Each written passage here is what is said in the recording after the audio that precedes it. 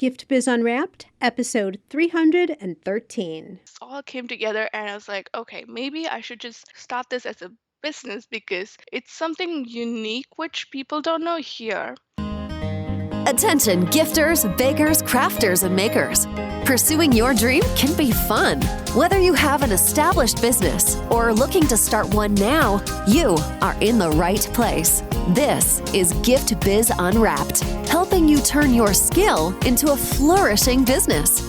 Join us for an episode packed full of invaluable guidance, resources, and the support you need to grow your gift biz. Here is your host, Gift Biz gal, Sue Monheit. Hi there, it's Sue, and I'm so happy that you're joining me here today. One of the biggest challenges I hear over and over again from women who are considering turning their hobby into a business is that they don't know how to get started. And they question whether it's possible to make money with their products in the first place. Maybe this sounds a little bit like you. You see people all around opening businesses selling their handmade creations. I mean, they're on Etsy, at craft shows, promoting on Instagram. And then you wonder, how did they make it happen? And now there are other questions too, right? Like, how does the pandemic affect the ability to start a business? And are handmade products something people even buy these days? To find out the answers, I've put together a free class for you called How to Turn Your Handmade Products into an Income-Producing Business. In this class, we cover things like the current state of handmade products, how to determine pricing so that you can actually make money when you sell your products, how to find customers who are the perfect fit for what you sell, and the secret to having loyal customers who are going to come back and buy from you again and again. What would knowing these things mean to you? Solid confirmation that starting your business is not only possible, but a good idea? How to determine pricing so that you can make money selling your products? How to find customers who are a perfect fit? And the secret to having loyal customers who will buy from you again and again. That's all coming up in this class, and you don't want to miss it. It's starting soon and totally free. To select a time that works for you, go to giftbizunwrapped.com/masterclass. That's giftbizunwrapped.com/masterclass. A couple of weeks ago, you heard from Jimena, one of my Maker's MBA students from last year. And today, I am so excited to introduce you to another fabulous student. You know, it feels funny to call them that because we work so closely together in my program that maybe they begin as students, but very quickly become friends. So let me introduce you to my friend, Sophy. She started her business just before we met, and wow, she has made giant strides since then. If I had to tell you how she does this, it would be that she's always interested in learning, testing ideas, and building on what she discovers through taking the next step, always moving forward. So let's take action now and jump right over to hear from Sophy.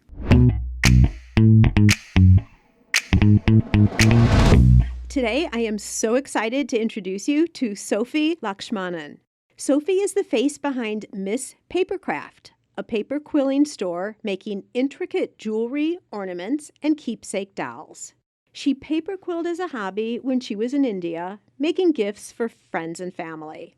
And then, after moving to the U.S., she noticed that paper quilling wasn't widely known here and jumped at the opportunity. Her goal is to share the paper quilling experience with more people through her jewelry, DIY craft kits, and online classes. And also, a side fun fact, Sophy is also a chartered accountant on the side. Sophy, welcome to the Gift Biz Unwrapped podcast. Thank you so much, Sue, for having me here. I'm so excited, and we've gotten to know each other quite well over the last year or so, but I'm really excited for this first traditional question because I don't really know for sure what your answer is going to be. So let me ask it and let's see what you have to say. So to help our listeners better understand who you are in a creative way, if you were to create a motivational candle that really speaks to you, what would it look like by color and quote? So my color is going to be teal because that's my brand color and that's my favorite color. Anything has to be teal for me. So it's always teal.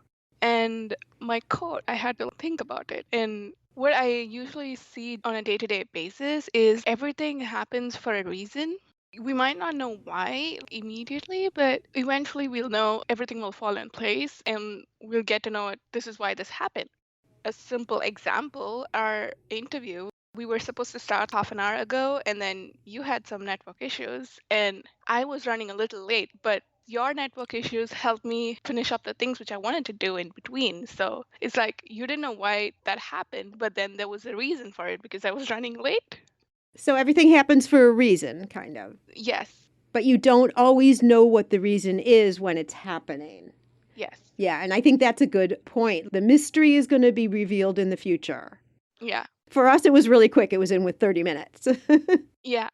Yeah, sometimes I'll hear people talk about how they've started their business later and they didn't really even understand why things that they were doing when they were younger had so much passion and they spent so much time on it. And they did it then just for enjoyment, but then they look back and they say, wow, that helped me so much for what I'm doing today. True. That's also my story, actually. Then that was perfect. See, we're already doing it. Yeah, that's why that quote really sticks to me because I didn't know why I was doing it, but now I know why. Right. Always for a reason.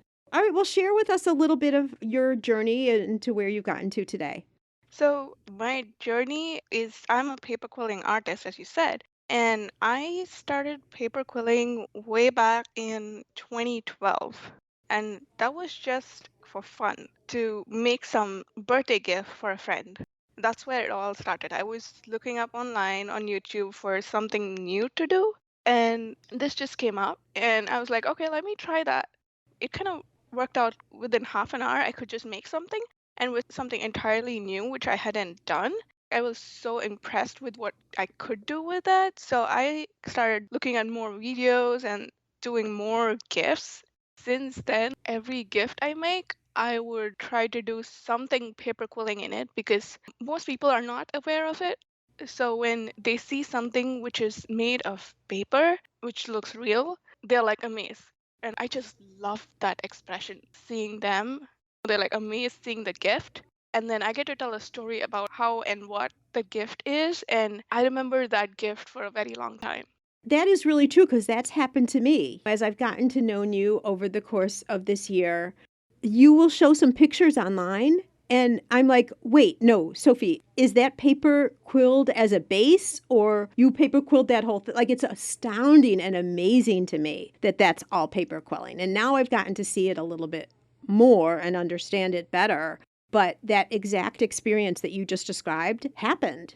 And it happened to others of us who were exposed to you too. It's like, whoa, wow, really? Yeah, the one paper quilling item which I made is my favorite, and that's a story which I keep telling again and again everywhere. I'm pretty sure you know that too. It's a cake which I made for my mom's surprise birthday. Tell the stories for everyone to hear. That's a good one. Okay, so me and my brother, we were actually planning a surprise birthday for my mom. And then me and my friend, we wanted to make something for her with paper quilling. And we were looking at things to do, and then we saw this paper quill cake online. And so we were like, okay, let's make a small one. And then after that, we are like, no, let's make a real cake, a real size cake. So she thinks it's a cake. And since it's a surprise and we're going to give the cake also as a surprise, she's not going to know that it's not real and we're going to prank her on her surprise birthday. So we design what we want to do and then we make my mom go buy all the supplies and come. And she has absolutely no doubt of what I'm doing. She just buys everything. I buy like so much brown paper for the chocolate cake and I bought like so much. And she didn't ask me one single question. And I had all of that and I was making, and my friend was also making. And my friend would take some supplies home. She'll make, and when she comes to my house, she'll hide it in her bag and she'll just sneak it inside to my room so my mom doesn't see. And then we do all this behind my mom's back. And we made the whole thing. We had invited some friends for the surprise birthday, and we told them, hey, this is there, but we're not going to show you before the actual surprise. and everybody was waiting to see what that is. And we wrapped it in an actual cake box too to make it look real, take that real element to another level. So if you had looked at the cake box, you would have just thought it's a real cake. So we had it like that. And we did all of that. And then at the surprise birthday, we had another actual cake too. We just didn't want to fool everybody with a paper cake. So we had an actual cake also, so we can eat that. So we had her cut the actual cake first. And then we told her we didn't know the other person was also getting a cake. So now we have two cakes. And we said, we're going to sing happy birthday for you again. And we made her stand. We sang happy birthday again. And then we gave her this cake, and she takes the knife and she goes real close to the cake and she's like, oh no, this is not real. This is a paper cake. You guys made this. Oh. Oh, that story I can never forget. And this is years ago, and I still remember it to so much detail, and that's what I love it. Yeah, and it was such an experience for you and your friend to be able to do that together, and your mom unknowingly helping conspire even though she didn't know it was for Yeah, her. she was like, I bought all this paper and I didn't know. And so now one of your products is a miniature, so intricate, so beautiful little cake, wedding cake, right? Yes, I did that as a Christmas ornament. So that mini cake, it fits inside your hand. It's that small, but it looks like the original cake which I made for my mom. And then this goes on the Christmas tree. That is an amazing story. So you had a great experience. I love the idea that initially when you were looking for something for your friend, that you just didn't go out and buy any type of a present. You were, I guess, weren't seeing something that you really wanted that was unique enough, which is why you decided to make something. Yes, true, because I love to do DIY stuff. And I get so much happiness in making something with my own hands rather than just go buy a gift from the store. So I always look for something to make. When it comes to friends and family, it's like I always have to make something. And they always know that when I gift them a gift, it's something handmade. Love it. Absolutely love it. And so then, as you are exposed more to the culture here in the US, you saw there's a whole missing element to handmade, which is paper quilling. And you already knew it and you already loved it. So you saw an opening for yourself, and share with us when that occurred and what you decided to do about it. When I was back in India, I would do paper quilling only as a hobby. And when I moved to the US too, it was still a hobby. I never dreamt of me being a businesswoman. I always thought I was going to be a person with a corporate job. When I moved to the US and I was actually looking for paper quilling supplies in Michael's and other stores, and I couldn't find as much. I believe only Hobby Lobby is the one which has. And then I was looking around here locally if any paper quilling products was there so I could meet people who are doing paper quilling. You have mastermind groups or just a fun group. And that's what I was looking for. And I couldn't find any of it here. And then I went to a craft fair, and the huge craft fair which happened, there was just one person I believe, who had something in paper quilling, but that's it. But you could find so many more people doing clay, glass, and origami and all of that. But paper quilling was just not known here. And when I spoke to the new friends who I made here, they also didn't know what paper quilling meant. So I had to like do a whole explaining thing. And then slowly, there were some people who told me, like, hey, you could probably teach it because not many people know that here. And that was one starting point. And then I love making jewelry for myself, like earrings to match my clothes. So when I came here, I was just making earrings just to match my clothes, different colors and designs just to do that. So many people were impressed looking at that. So all of that together, one after the other, they just all came together, and I was like, okay, maybe I should just start this as a business because it's something unique which people don't know here. Yeah, and the thing that's so interesting about all of this is most hobby categories are pretty much covered. Like you're saying, glass, or even in paper crafts, it's scrapbooking or other types of things. But you identified and saw that paper quilling wasn't really happening here. And you started getting these little bird seeds, I'll almost say, of ideas that led to the final thought of maybe I should turn this into a business because you saw that there was an opening. So there's potential. Then you're making things for yourself, and people are saying, oh, those are beautiful, and maybe you should do something with this, right? So those were little clues, I'll call them bird crumbs since I started with that analogy, leading you to the idea. So there was evidence out there that this could have potential. I bring it up and I say it again just for people who are listening. If there's something that they encounter in either of these ways, that they see an opening in something that they're doing and that there aren't a lot of people, that doesn't mean you shouldn't do it. That could be even more of a reason to pursue it because there's an opportunity for you to slip in and be one of the main leaders of that category. Or if it's a category that's already populated, like let's just say jewelry, Sophie, you're doing your jewelry in just a different way, right? And you're seeing people liking what you're doing. They're complimenting you.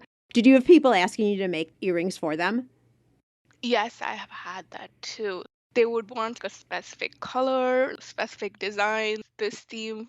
They have a Mm-hmm. friend in mind and they say, this friend likes this, and I want her to give her this color because she likes so and so color, like blue. And then I want to do this design. And I'm like, okay, I will work something out and get back to you. So it's super fun to create custom pieces. Yeah. So you got some things together. Talk with us a little bit about that first show you went to. Oh, yes. When you ran into that other paper quilling person, were you just walking the show as a visitor or were you already exhibiting? No, that was, I believe, in the first few months of when I moved to the US. I was just walking through the show. I didn't have the business idea at that time. I was just walking and I just wanted to go to a craft fair and see what's happening there. That's it. I see. Okay. At that time, I didn't think about the business, as I said.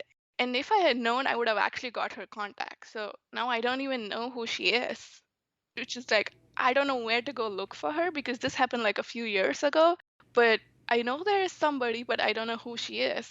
Well, she may end up running into you online with paper quilling as things progress here. Yeah, someday. What was the transition then to starting your business? Take us through your activities of doing that. The way I started my business is I wanted to display it in craft shows because obviously people don't know what it is, so they would want to see and feel it before they actually buy it because it's so much more easier when they can actually see the product than through online. So that's why my first strategy was to focus more on craft shows. So I went to one craft show which I was interested in, and I spoke to the organizer and talked to her about becoming a vendor. And she said this is super unique, and she had jewelries there, but she said this is so much more different, so let's do that. And a few months later, I was in that craft show, and that was my first one, and I just had earrings in them because I didn't know there's so many things you can make with paper quilling, and I just stuck to something which I do on a day-to-day basis. So that was earrings, and I just did earrings for that. The craft show, to be honest, did not go as well as I expected because it rained suddenly in the middle of May, which was super weird. It doesn't happen. And the turnout was extremely lower than what they expect Mm-hmm. for their craft fair. So there was not much turnover, and I made 2 or 3 sales. We even planned for a paper quilling class to make earrings, but since it was raining and also because people didn't know what it was, there wasn't anybody who turned up. So we had to actually cancel that class. So I would say the overall that craft show was not great. But then that was a huge learning experience for me.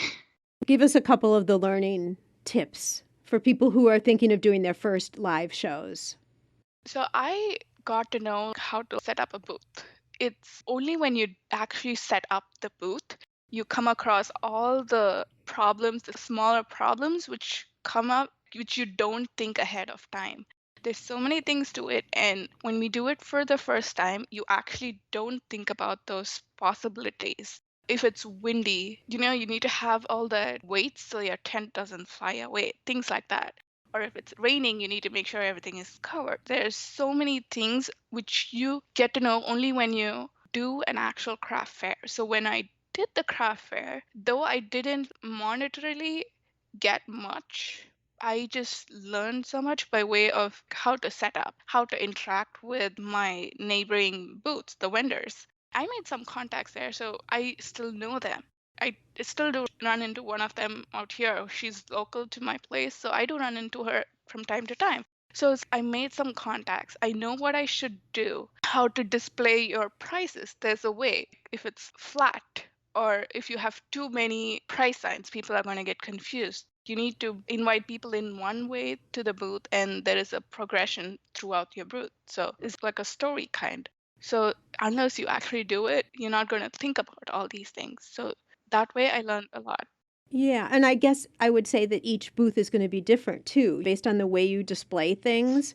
So it really Mhm. has to be a learning for yourself. You can listen to what other people say, but then with your products and the way you've decided to display with the cases, or if you're displaying things on twigs for a background, whatever, it's all going to be different a little bit based on what you do with the imagery that you have and the way you're displaying in your booth.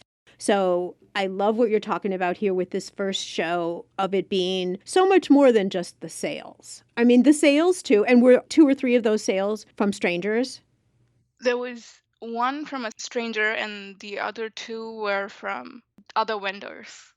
other vendors. Okay. But people that you didn't know before the show, Yeah, true. which is also telling you that there's interest in your products, right? Yes. There's so much that you can learn from a show. How to set up a booth, relationships with other vendors, getting feedback on your product, all of that.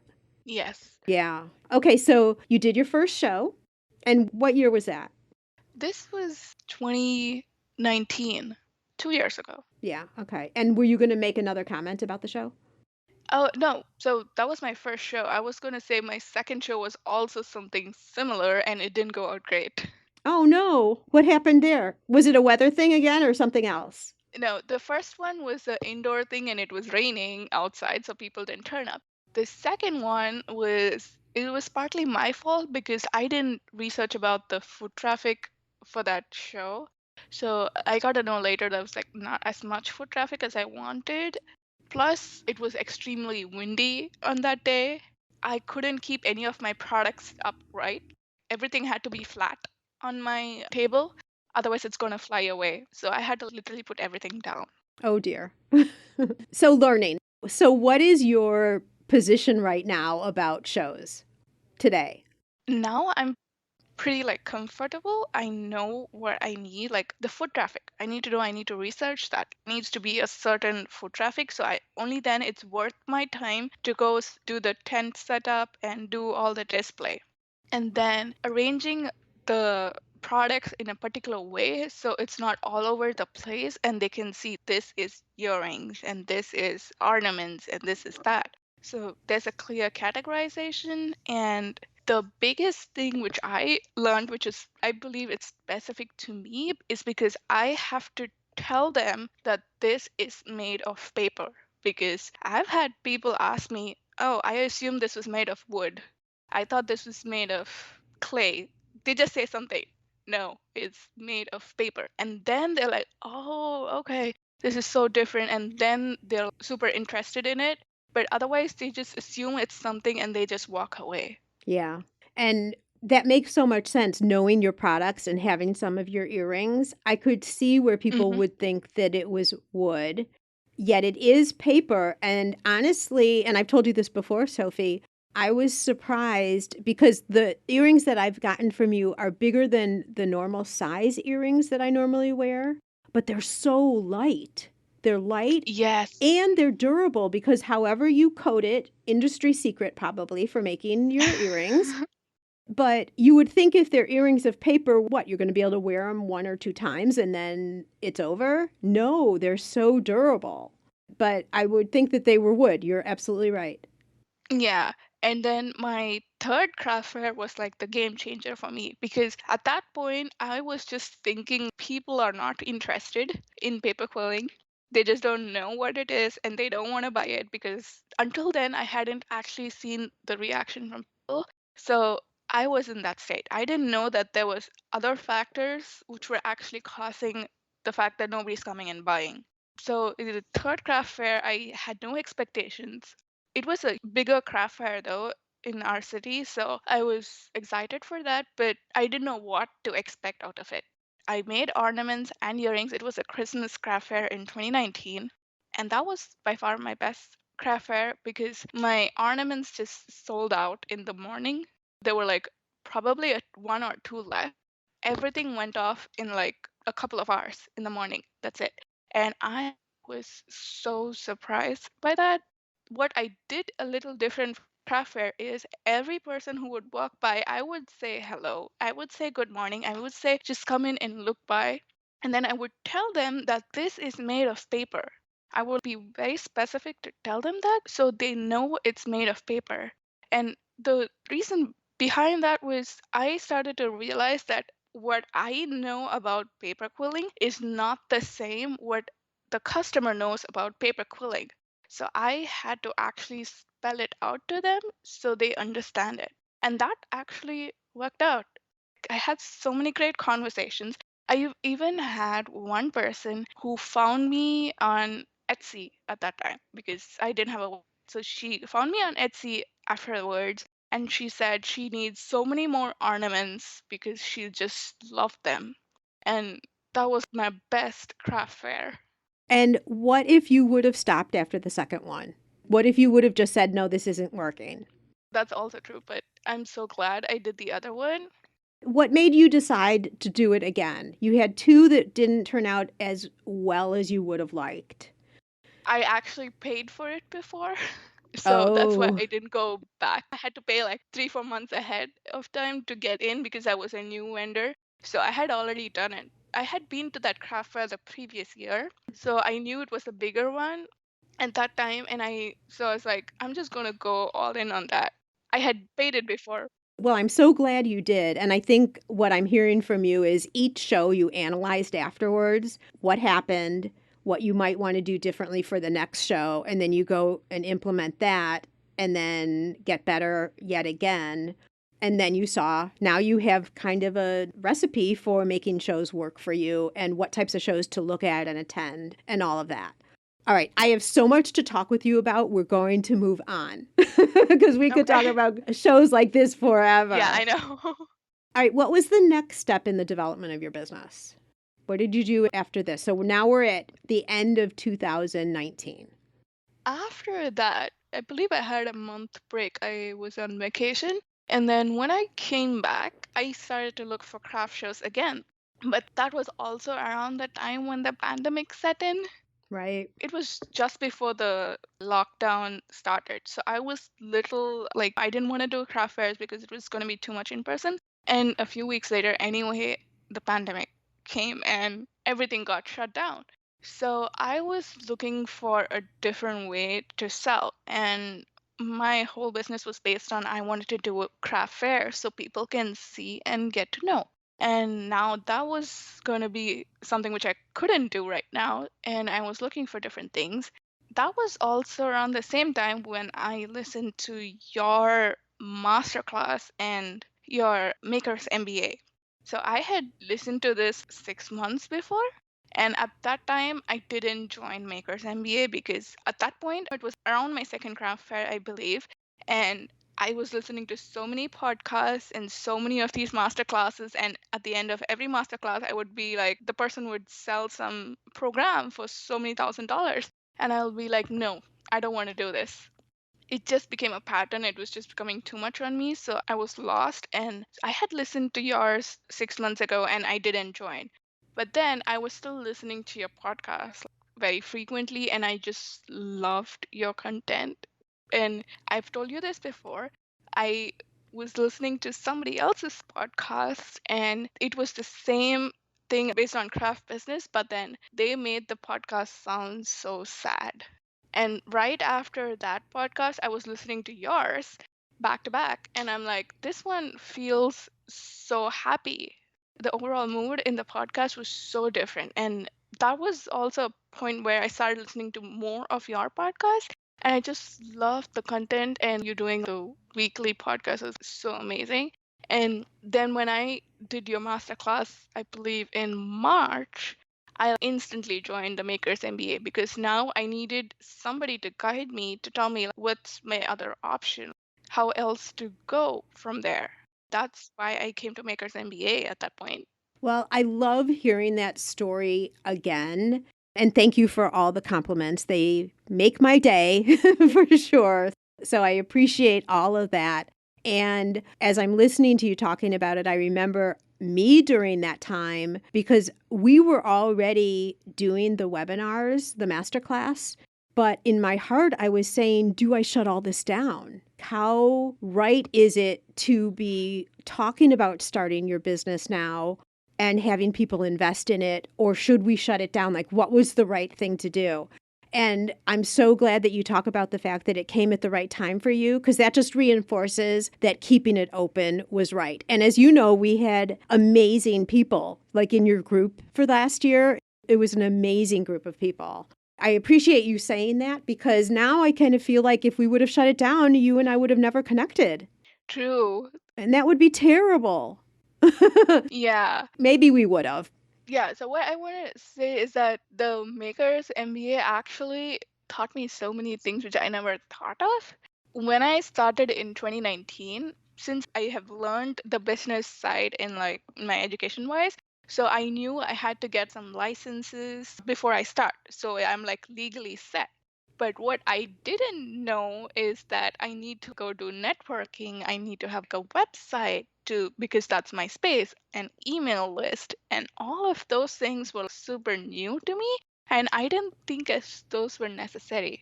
I just went ahead with getting some licenses, making some products, and going to craft shows. That's all I did. But doing the course actually showed me there are so many factors which play a role out there. Yeah. And as you know, you can go back to that course anytime now, and re-look at all of the different modules, enhance what you're doing, all of that. And I want all of you guys who are listening, you have to go and look at Sophy's website. We spent a lot of time on it. It looks beautiful. I love it so much. Thank you for all of that. Just a little inside peek for some other people about what Makers MBA looks like, because it will be coming up again shortly. We do this once a year, so right now no one can join, but shortly they will be able to. And I'm looking forward to seeing who comes in for this next round. It's always fun. But another thing that's part of Makers MBA that you are a rock star at, Sophy, is social media. You are crazy. In fact, after Makers MBA, there's an opportunity to continue working with me through the VIP program, which you're doing. And you've now become a teacher within VIP of how to do video on social, which is so exciting. Just to see your progress over the course of this year has been amazing. Let's talk a little bit about social media and I think your journey there. What platform did you start on? How have you enhanced it? And then let's merge into the video too. Social media, the topic everyone wants to know about all the time. And we are going to hear what Sophy has to say about it right after this quick break. Yes, it's possible. Increase your sales without adding a single customer. How, you ask? By offering personalization with your products. Wrap a cake box with a ribbon saying, "Happy 30th birthday, Annie." Or add a special message and date to wedding or party favors for an extra meaningful touch. Where else can you get customization with a creatively spelled name or fine packaging that includes a saying whose meaning is known to a select few? Not only are customers willing to pay for these special touches, they'll tell their friends, and word will spread about your company and products. You can create personalized ribbons and labels in seconds. Make just one or thousands without waiting weeks or having to spend money to order yards and yards. Print words in any language or font. Add logos, images, even photos. Perfect for branding or adding ingredient and flavor labels too. For more information, go to theribbonprintcompany.com. So I started on Instagram and Facebook, and till today I still use only those two, and it's more of Instagram than Facebook. How did you decide? What was the reasoning behind your choices?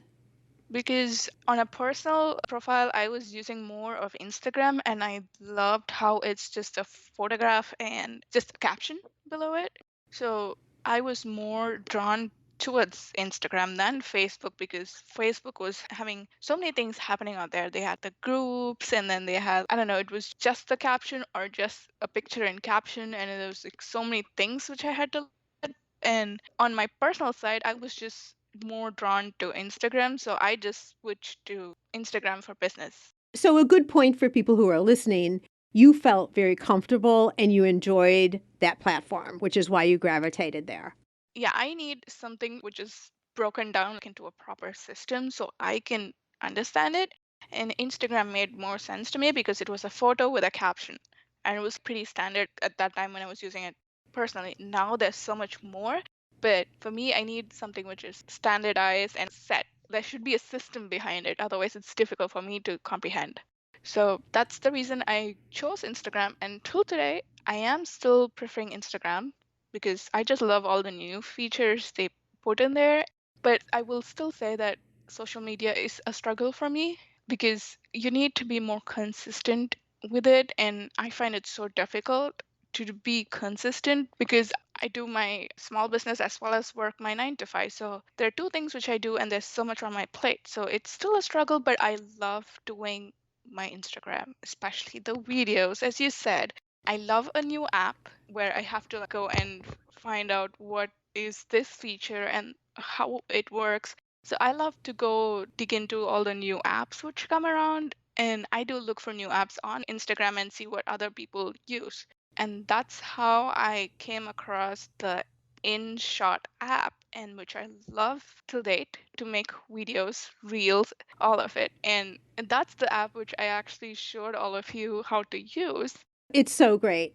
I'd love for all of you guys to go over and see Sophie's Instagram account because you'll see the videos and the reels and all of that she does. And she does most of it, if not all of your videos now with InShot, right? Yes. But they're so creative the way you speed it up, slow it down, talk about it, show yourself on camera, right? Which a lot of Yes. people are so anxious about doing. But it's one thing to listen to Sophie's voice, which is so calming and peaceful. I know you're all experiencing that through the audio here. But then when you see her on camera talking about her pieces, you can't help but love her even more. And that's the power of going live and doing videos, right? Not just of yourself, but also of you making product and all of that. So, Sophie, you are such a perfect example of this. Can you help anybody who's like, that is so super scary to me? I don't want to put my face out there. What would you say to somebody who's just so tentative about that? Instagram has a lot of filters. If you don't want to show your face, put a filter on your face and make it look crazy so they just get distracted by it. If you actually don't want to literally show your face, you could still talk from behind your phone and show your hands and make something. That still works because that's still a video and you're actually doing something people can see and they hear your voice. They don't see your face. Eventually, you can show your face. But to begin with, you can just show something with just your hands, how you're making it. So it's a start for you to get comfortable one thing at a time. Do your voice first and then show your face. It just takes small steps. Yeah, step by step. Well, and the other thing that's really nice about Instagram now is it's transitioned from being this picture perfect, beautifully organized, upscale magazine to being more real and authentic and who you are. So that takes a little bit of the edge off if we're not all graphic designers and we don't have the grid laid out exactly perfect and all those things. Yeah, it just reduces a little bit of stress that the grid doesn't have to be like a magazine. But since there are like more subscribers right now than ever, so you still need better photos to stand out from the crowd. In that whole explore page which you see, there's like so many things which is happening. And only when your picture stands out, people are actually gonna click that and come to it. You still need a good picture. Yeah, good pictures in the feed, but then if you're in stories, that should be just you day to day. We're not going to go into the whole Instagram thing, but I really wanted to talk about video and the value of video and also you showing up in front of the camera. And do you, Sophie, see that those are the most engaged posts or the posts that you get the most views, the ones that are video? Absolutely true, Sue, because I have done a few Instagram reels, and till now, the best ones for me are the ones where my face is there in it. The ones where I'm not there, and like it's just my hand, or if it's just some product, it's not done as well as the ones where my face is there in it. That's interesting. I would have thought that they would be equal. No, they're not. Because the ones you do with your hands, because you're showing how the pieces are coming together and you speed it up. So I thought they would be equally as engaging, but you're saying with your face. So I love that. Well, plus you're so super cute. There's that. Yeah, there are so many factors which play into which Instagram reel works or not. It's the time and the hashtags and it's like your caption and it's actually what's in your reel also. So there's so many factors, but from the few which I have done, the ones where my face is there has done really better than the ones where my face is not there. Okay. Interesting. Something for us all to remember and do. Put your fears aside and just do it. All right. I want to move on once again here. We've talked about craft shows face to face. And I was so happy that you joined us last December for the online craft show with the at home craft and gift show. So I'd love to talk through a little bit of that experience. And let me just brief people who are listening who don't know about that. So this is not a face-to-face trade show like a wholesale show that just went online. It's also not a direct-to-consumer show that would normally be face-to-face that went online. This is a brand new platform and company. It's called At Home Events, and I am sponsoring their craft and gift shows. But the whole point is it's specifically made for online and also direct to consumer. So the first craft and gift show was last December, and Sophie, you were a participant. And so I'd love to have you talk through your experience with that. So that craft show was really amazing to me on different aspects, but I also have to give another background. The day this online craft show began, the same day I had another in-person craft show schedule, which was the same Christmas fair as the previous year in 2019. So I was first doubtful whether I could do both. And I even called you, Sue, telling that, hey, it's both are there and I don't think I can do. But then I thought, let's just do both. I can still do the video calls from my booth and I can actually turn it around and actually show the booth which I have for display at my craft fair in the virtual show. So I just tried to turn it around and do it that way. But then my in-person craft fair got canceled in the last minute. So it ended up being a good thing. Yeah, it actually ended up being a good thing because I could like fully do the online craft for in like 100%, or I'd say 200%, because now I was more invested because one craft fair got canceled. It got canceled like 4 days before the actual event, so I was super stressed for that. Oh, gosh. Yeah, and that's not great for you because at that point you have a lot of product already made. And they probably were also, did you have ornaments for that as well? Yes, because the previous year my ornaments sold out super quick and I didn't have anything to show the people after who came like in the afternoon. So I made more ornaments this time. I was like being prepared because they were pretty sure that the event was going to happen. The previous year I paid 3-4 months ahead for the show. And this time they just took the money only 3 weeks before, saying that we want to be absolutely sure before we go ahead. And they were like, absolutely sure. But then 4 days before the event, they were like, nope, there's a lockdown again. We cannot have the craft fair. Yeah, I mean, out of their control. It wasn't their fault, of course. Yeah, it's out of their control. Yes. Yeah, but that is one good thing about online shows is it doesn't matter about the weather. It doesn't matter Yeah. about a virus. It can go on regardless. Plus, it's a national audience. So if you would have been able to do both at the same time, you would have been able to capture your local audience and then also the national audience. And it's almost you putting the same amount of time in and getting more bang for your buck, really. Yes, now that one show was not there and I had only one show to give my full attention to, so I was all into it. So I redid the craft fair display at home. So when they would come to my virtual booth, they would actually see me with all the craft display. And I also did a live demo, like at specific time, so people can come in and see how paper quilling actually works.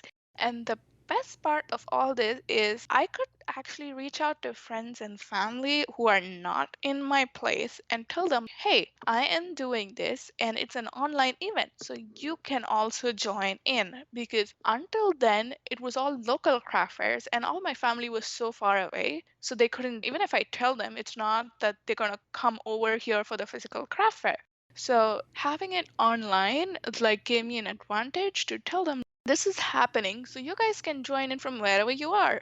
You don't have to be there in my place. You can just join from wherever you are and you can see everything. And it's just not me. There's so many more people out there, so many different handmade people. So it's like the perfect place to get your Christmas gifts. So it was like a big win win win for me.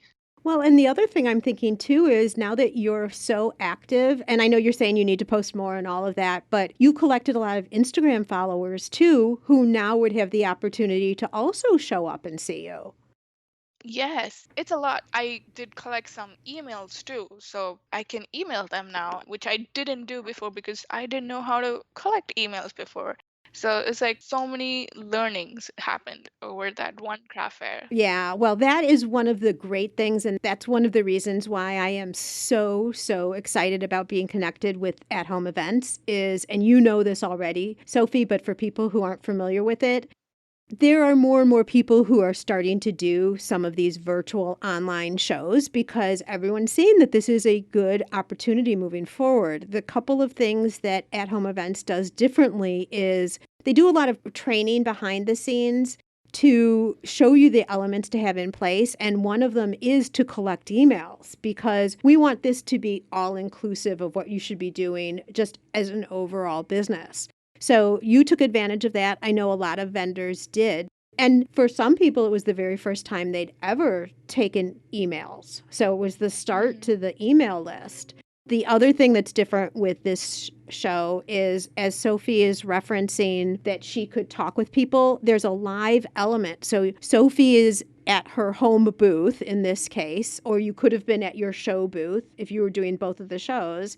And if someone wanted to pop in and talk with Sophie directly, there was a button. And let's face it, it wasn't Zoom technology, but we're also comfortable with Zoom now. People can do that and feel comfortable and talk directly with you, Sophie. So, did you have a lot of people popping in and saying hi and asking questions?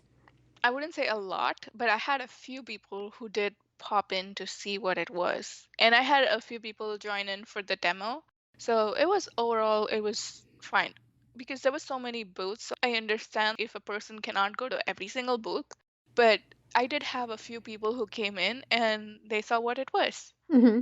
Yeah. And I think we also, as this becomes more standard and people start seeing that this is, especially with at home events, that this is something that they can do. Because you know that there are people who were there in December who will start coming to the other shows because now they know about it and they know how it works. So I think there'll be more booth interaction as we move forward too.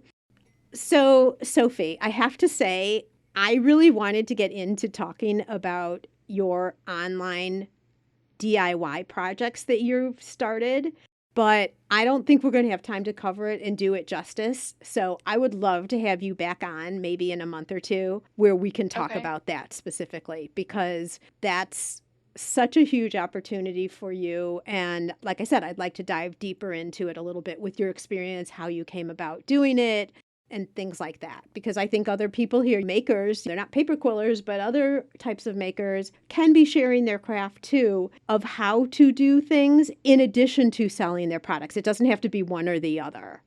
Mm-hmm. Yes.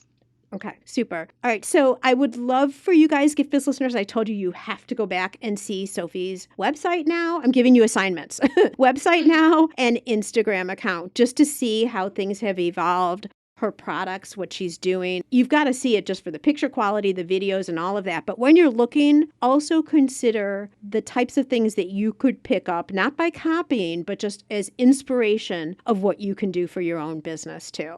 Sophy, I absolutely adore you. I love that you're part of our Makers MBA community. You are like the model student. And you're such a great example of how to build a business because you were very methodical. You were willing to try things out. You continue to do that. And now I'm seeing you kind of making an evolution. You're always building your business, but now you're also paying it forward too to help other makers. And that is just such a beautiful thing to see.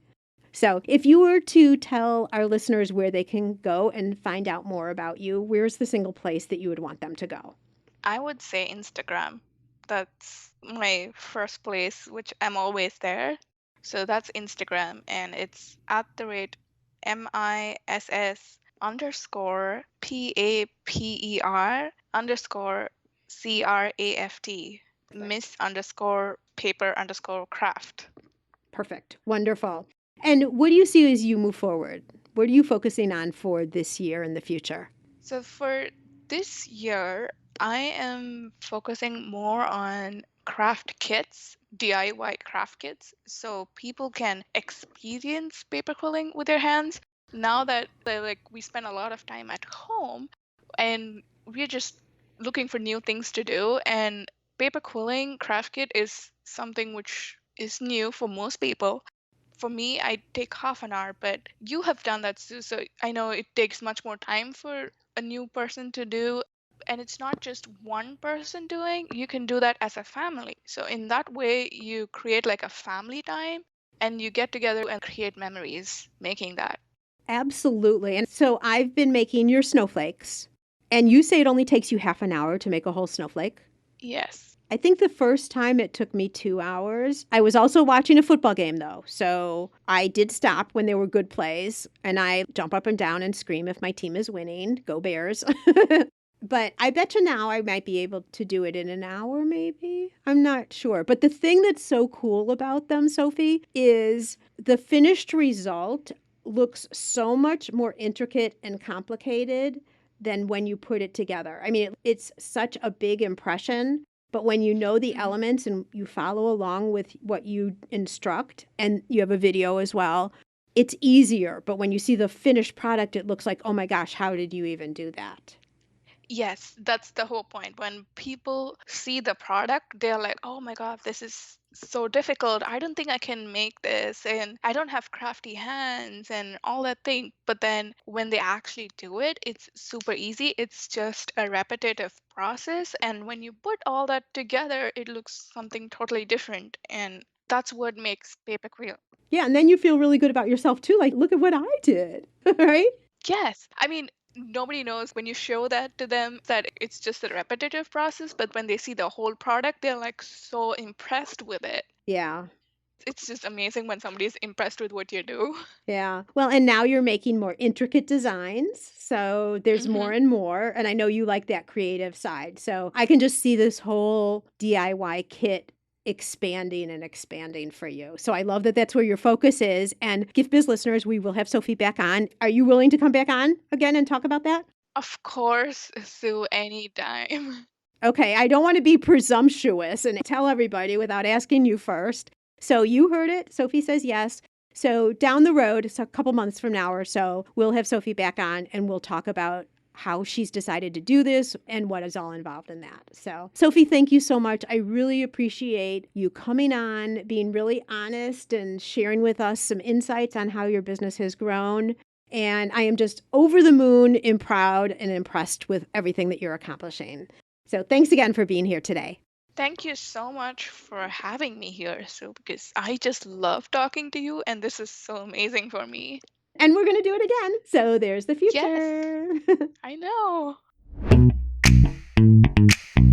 As we talked about, stay tuned because I'll have Sophy back in a few months to talk about what she's doing with her DIY projects and her consignment opportunities. We've already talked about the progress that she's made with both of these, so there'll be a lot to talk about when she comes back on again. next week, have you ever wondered if you could sell your business? Now, I know if you're just starting, this is the furthest thing from your mind. But there may be a time when your passion switches, and why not make money from something that you've worked so hard at building? We'll get into what to do now so your business has assets that could be sold if ever you decide to go that way. And we'll talk about how to determine what your business is worth. Now that's an interesting idea, isn't it? Finally, I want to slip in another reminder that you have a short time to sign up for my free class, How to Turn Your Handmade Products into an Income-Producing Business. Go over to giftbizunwrapped.com/masterclass, and there you'll see all the details of the times and how to register. Thank you so much for being with me here today. If you'd like to show support for the podcast, a rating and review means so much and helps the show get seen by more makers, so it's a wonderful way to pay it forward. Also, make sure to follow the podcast so episodes are automatically downloaded to your phone. That way, you won't miss a thing, including what your business is worth. And now, be safe and well, and I'll see you again next week on the Gift Biz Unwrapped podcast. I want to make sure you're familiar with my free Facebook group called Gift Biz Breeze. It's a place where we all gather and are a community to support each other. I've got a really fun post in there that's my favorite of the week, I have to say, where I invite all of you to share what you're doing, to show pictures of your product, to show what you're working on for the week, to get reaction from other people, and just for fun because we all get to see the wonderful products that everybody in the community is making. My favorite post every single week, without doubt. Wait, what? Aren't you part of the group already? If not, make sure to jump over to Facebook and search for the group Gift Biz Breeze. Don't delay. Come join us in Gift Biz Breeze today.